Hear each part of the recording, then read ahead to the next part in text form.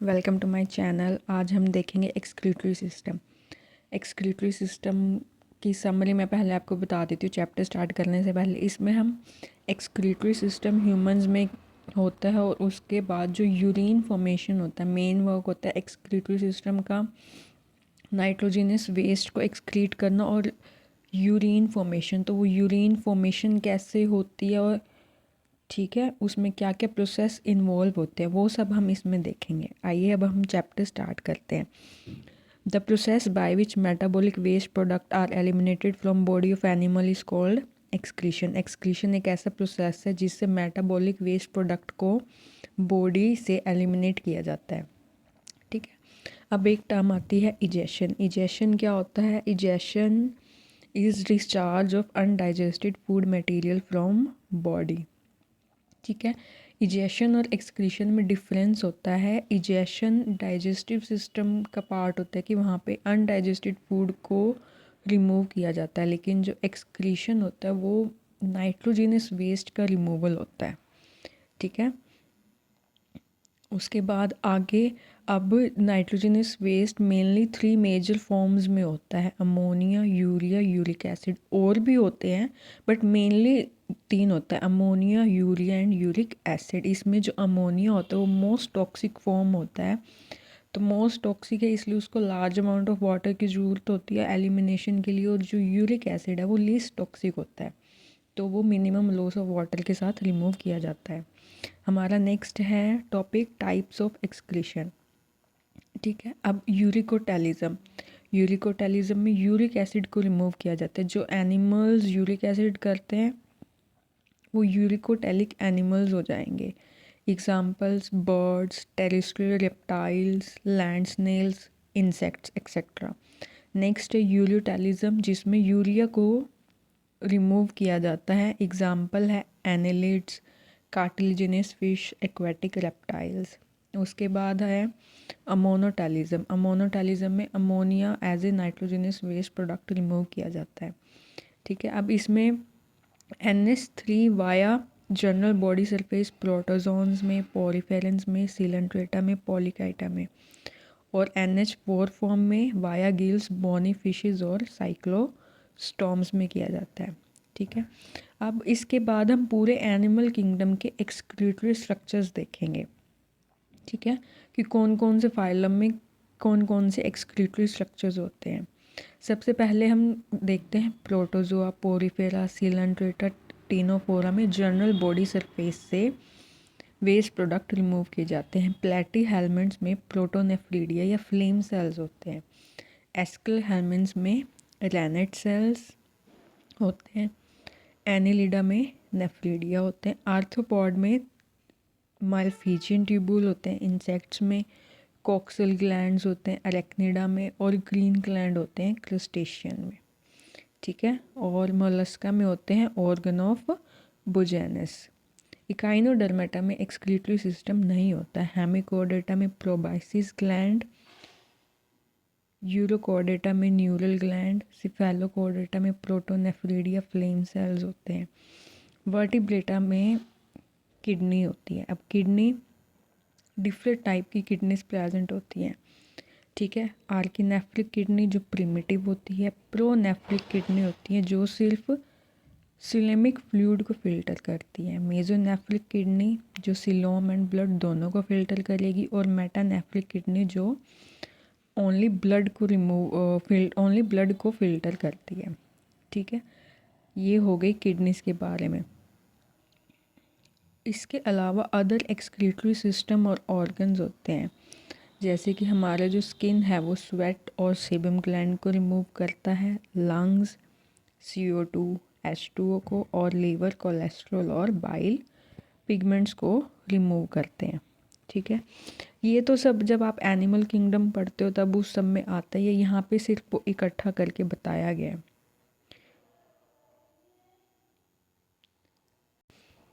इसके बाद हमारा नेक्स्ट टॉपिक है ह्यूमन एक्सक्रीटरी सिस्टम।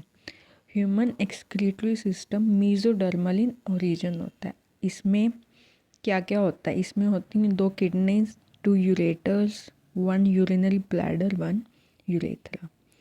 ठीक है, इसकी स्ट्रक्चर आगे आएगी। अब किडनीज कैसे होती हैं, हम सबको पता ही है, हम पढ़ते आ रहे हैं। Kidneys are reddish brown bean shape structure होती हैं। It is situated between level of last thoracic and third lumbar vertebrae.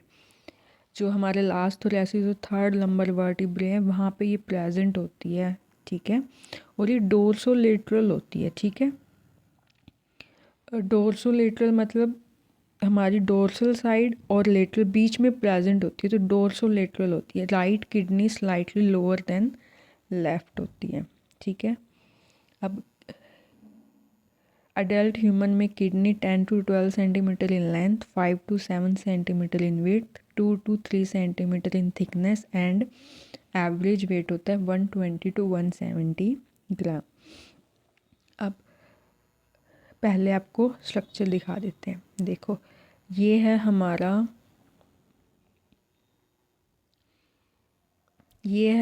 Human excretory system. दो kidneys, ureter, urinary bladder, urethra, ठीक है।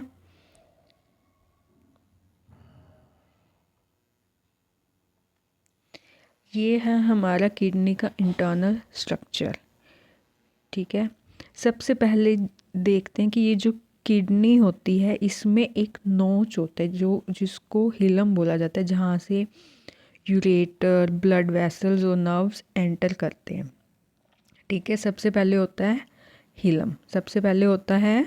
हिलम, ये वाला, ये देखिए, ये नोच होता है, इसको हिलम बोला जाता है। यहाँ से आर्टरीज एंटर करती हैं, वेन्स लीव करती हैं, नर्व्स एंटर करती हैं, यूरेटर लीव करता है,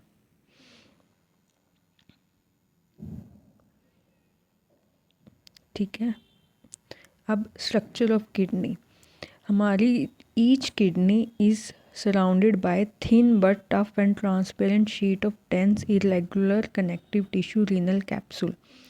किडनी के सराउंडिंग में एक कनेक्टिव टिश्यू की लेयर होती है जिसको बोला जाता है रीनल कैप्सूल। किडनी के अंदर दो रीजन होते हैं, आउटर रीजन होता है रीनल कॉर्टेक्स, इनर रीजन होता है renal medulla. Renal word kidney से रिलेटेड होता है। रेनल मेड्यूला होता है वो deep reddish brown inner region होता है जिसके अंदर रीनल पिरामिड्स प्रेजेंट होते हैं, रीनल, अब देखो एक तो हो गया रीनल कॉर्टेक्स, एक हो गया मेड्यूला, लेकिन जो कॉर्टेक्स का पार्ट जो पिरामिड्स के अंदर तक एक्सटेंड होता है ना, उसको हम बोलते हैं रीनल कॉलम्स या कॉलम्स ऑफ बर्टनी। उसको हम बोलते हैं रीनल कॉलम या कॉलम ऑफ बर्टनी। अब रीनल कॉर्टेक्स और रीनल पिरामिड्स होते हैं, उनके बीच में पैरेन्काइमा प्रेजेंट होता है जिसके अंदर हमारा functional unit of kidney nephrons present होता है। हमारे जो एक्सक्रीटरी सिस्टम का मेन वर्क है वो नेफ्रॉन्स करते हैं, ठीक है। वो कहाँ प्रेजेंट होते हैं, रीनल कॉर्टेक्स और रीनल मेड्यूला के बीच में पैरेन्काइमा में, ठीक है। अब स्ट्रक्चर देख लेते हैं। Renal capsule, renal cortex, renal medulla. जो रीजन रीनल कॉर्टेक्स का रीनल मेड्यूला में एक्सटेंड होता है वो होता है कॉलम ऑफ बर्टनी, ठीक है। इसके बाद जो आपको ये ट्राइंगल शेप स्ट्रक्चर्स दिखाई दे रहे होते हैं ये होते हैं मेडुलरी पिरामिड। ये पिरामिड्स ओपन होते हैं कैलसिस में, कैलसिस से फिर ये रीनल पेल्विस से यूरेटर में। देखिए जो ये रीनल पिरामिड होते हैं ये ओपन होते हैं रीनल पैपिला में, पैपिला से माइनर कैलिक्स से मेजर कैलिक्स में। आई होप आप सबको स्ट्रक्चर समझ आ गया होगा, ठीक है। देखिए इनर टू हिलम एक ब्रॉड फनल शेप स्पेस होता है जिसको रीनल पैलिस बोला जाता है, जिसमें कैल्सीज की प्रोजेक्शंस होती हैं। ईच किडनी के अंदर 8 to 18 माइनर कैलिसेस होते हैं और 2 to 3 मेजर कैलिस होते हैं। माइनर वाला मेजर में ओपन होता है, मेजर से रीनल पेल्विस से यूरेटर से यूरिनरी ब्लैडर। अब जो एक्सक्रीटरी सिस्टम होता है उसमें ट्रांजिशनल एपिथेलियम या यूरोथेलियम होते हैं। एपिथेलियल टिश्यू प्रेजेंट होता है ना, उसको हम यूरोथेलियम बोलते हैं। ठीक है, ये विदाउट बेसमेंट मेम्ब्रेन होता है। इसका सिग्निफिकेंस क्या होता है कि जैसे यूरिनरी ब्लैडर है तो उसमें इसकी वजह से वो शेप एंड साइज़ को चेंज कर सकता है। ठीक है, डायलेट कर सकता है। जब वो स्टोरेज का काम, यूरिनरी ब्लैडर का काम स्टोरेज का होता है, तो वो अपने आप को एक्सटेंड कर सकते हैं शेप एंड साइज़ को चेंज करने में। ठीक है, यहाँ तक हो गया। अब हम आगे देखेंगे नेफ्रॉन की स्ट्रक्चर। नेफ्रॉन हमारा structural and functional unit of kidney है। हमारी एक किडनी में 1 मिलियन नेफ्रॉन होते हैं। ठीक है, ये बर्थ के पहले ही फॉर्म हो जाते हैं, उसके बाद इनमें कोई चेंज नहीं होता है। ठीक है, एक किडनी में 1 मिलियन तो दोनों में 2 मिलियन हो जाएंगे। ठीक है, उसके बाद हम देखते हैं स्ट्रक्चर। देखिए, सबसे पहले नेफ्रॉन में होता है बॉमन कैप्सूल। बॉमन कैप्सूल आगे जाता है पीसीटी। पीसीटी से descending loop of Henle, descending loop of Henle जाती है ascending loop of Henle, then DCD, then collecting tubule. Collecting tubule open होती है आगे डक्ट ऑफ बेलिनाई में। ठीक है, उसके बाद ये आपको फैक्ट्स याद रखने। एक किडनी में 10 लाख नेफ्रॉन होते हैं। ठीक है, और एक किडनी में 10 मेडुलरी पिरामिड है, तो एक पिरामिड में 10 लाख नेफ्रॉन होते हैं। ठीक है, एक किडनी में 10 लाख नेफ्रॉन हो गए। एक किडनी में 250 कलेक्टिंग ट्यूब्यूल्स होते हैं। देखो, बहुत सारे जो ये नेफ्रॉन्स होते हैं ना, ये कलेक्टिंग ट्यूब्यूल में ओपन होते हैं। सिर्फ एक में नहीं होते, बहुत सारे होते हैं। ठीक है, तो एक कलेक्टिंग ट्यूब्यूल में अप्रोक्स 4000 नेफ्रॉन्स अटैच होते हैं, जो अपना जो फिल्ट्रेट होते हैं वो कनेक्टिंग ट्यूब्यूल में पोर करते हैं। ठीक है, ये फ्लो चार्ट बनाया हुआ है। नेफ्रॉन में होता है रीनल कार्पस्कल और मल्फिजियन बॉडी बोलते हैं, जिसमें बोमन कैप्सूल और ग्लोमेरुलस होता है। ठीक है, रीनल ट्यूब्यूल्स में आता है PCT, loop of Henle, DCT. Loop of Henle में descending limb, ascending limb. Collecting duct होता है, वो नेफ्रॉन का पार्ट नहीं होता। ठीक है, अब मैंने आपको ग्लोमेरुलस के बारे में नहीं बताया है। ठीक है, ये अभी बता देते हैं। देखो, ब्लड सप्लाई के लिए आता है एफरेंट आर्टियोल। एफरेंट आर्टियोल आगे कैपिलरीज में डिवाइड हो जाता है, वो बना लेता है ग्लोमेरुलस। ठीक है, उसके बाद ये एफरेंट आर्टियोल में हो जाता है। एफरेंट आर्टियोल आगे फर्दर डिवाइड हो जाता है वासा रेक्टा में और पेरिट्यूबुलर कैपिलरीज में। ठीक है, ये देखिए, पेरिट्यूबुलर कैपिलरी नेटवर्क होता है part of efferent arteriole. PTC peritubular capillary होते हैं present around PCT and DCT, और वासा रेक्टा होता है present parallel to loop of Henle. अब जो हमारे नेफ्रॉन्स हैं वो 2 टाइप के नेफ्रॉन होते हैं, cortical nephron and juxta medullary nephron. Cortical nephron वो नेफ्रॉन होते हैं 80 to 85% प्रेजेंट होते हैं, जिसमें Bowman capsule, PCT, DCT cortex में प्रेजेंट होता है। और जक्स्टा मेडुलरी नेफ्रॉन वो नेफ्रॉन होते हैं जिसमें Bowman capsule, PCT, DCT junction पे प्रेजेंट होता है कोर्टेक्स एंड मेड्यूला के। ये देखो, ठीक है, कॉर्टिकल नेफ्रॉन 80 to 85% होते हैं, इसमें लूप ऑफ हैनले शॉर्ट होता है। जक्स्टा मेडुलरी नेफ्रॉन 15% होते हैं, ये इसमें लूप ऑफ हैनले लॉन्ग होता है।